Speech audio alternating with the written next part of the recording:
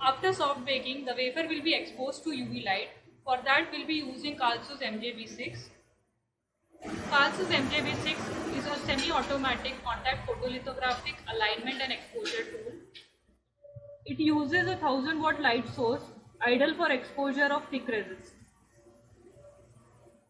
So first we'll load the mask plate into the tool. For that, we'll use a mask holder. You have to place the mask in the center of mask holder and you have to adjust the mask properly. While placing the mask, you should make sure that the iron oxide coated part should be facing towards the substrate. Then we have to connect the vacuum line to the tool.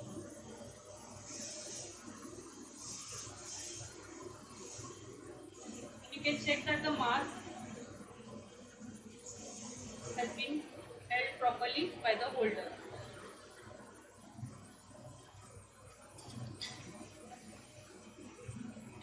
Then you can load the mask holder into the tool.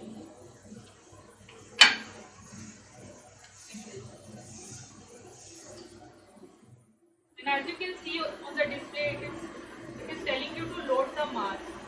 So now you can press the load button. Then it will ask you to load the substrate into the tool. You have to pull the slide and load the substrate onto the chuck. You have to place the sample in the center of the chuck.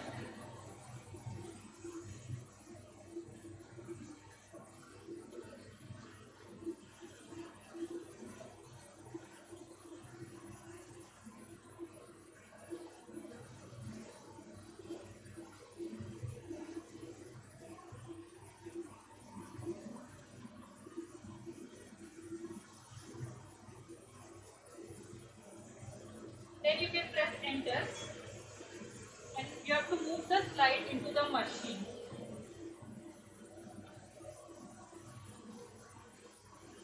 And you have to press enter. Now the wafer will come in contact with your mask.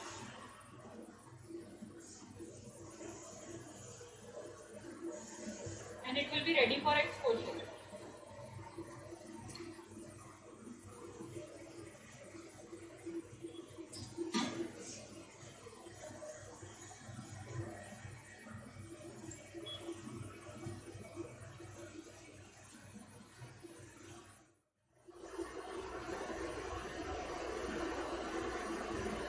Now you can focus the patterns on the mask.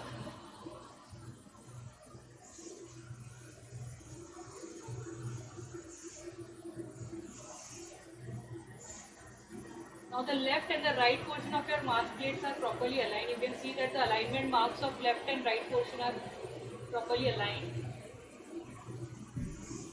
Then you are ready for exposure.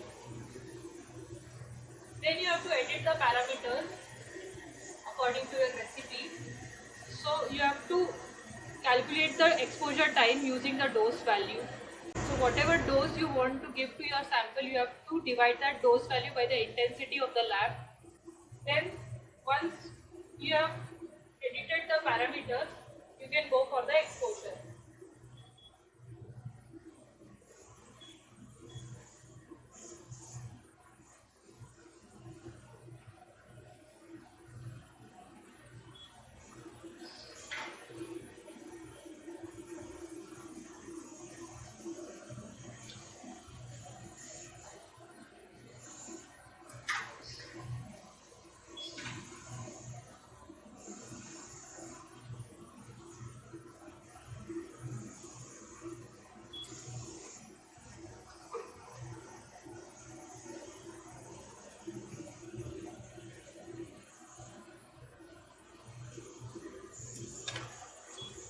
Once your sample is exposed, substrate will come down and will be ready to unload. To unload your sample, you have to pull the slide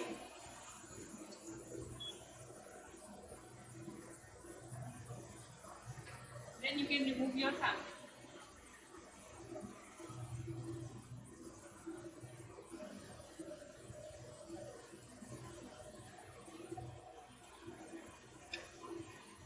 Then you have to unload your mask.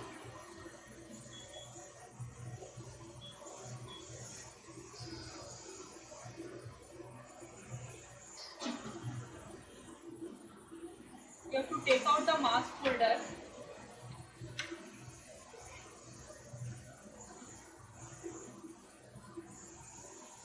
Then you have to press to remove the mask vacuum.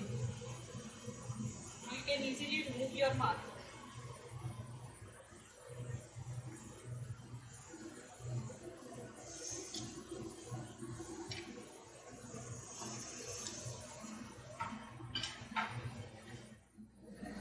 After exposure, our next step is post-exposure bake.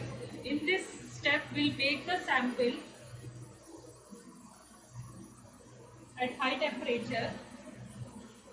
In case of positive resist, post-exposure bake step will improve the sidewall roughness and the profile, whereas in the case of negative photoresist such as SO8 series, post-bake exposure step will improve the bonds between the resist and will lead to cross-linking of these bonds. After exposure, the photoresist is placed in a developer solution which dissolves parts of the photoresist on the wafer. For positive photoresist, the areas that were exposed will dissolve, and for negative photoresist, the areas that were unexposed will dissolve. The remaining photoresist is what will be used to mask the subsequent processing step.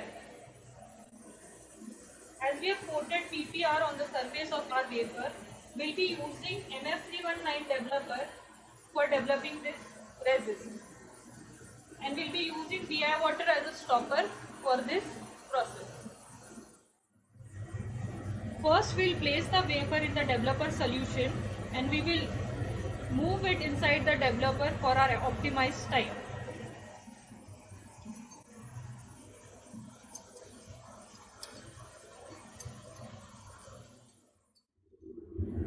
As you can see that the patterns are now visible and the resist from the exposed region is removed. So you can immediately take out the sample and put it inside the DI water. DI water will stop the developing action immediately.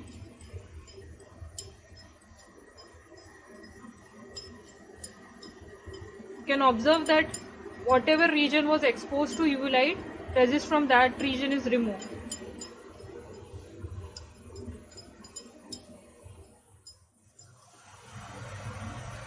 Finally, you can take out the sample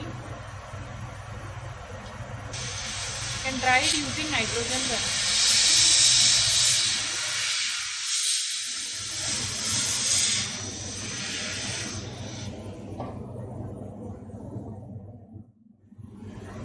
You can see that patterns are successfully transferred from a mask plate to a wafer. So this is the completion of our lithography step. Now we will move on to our next steps.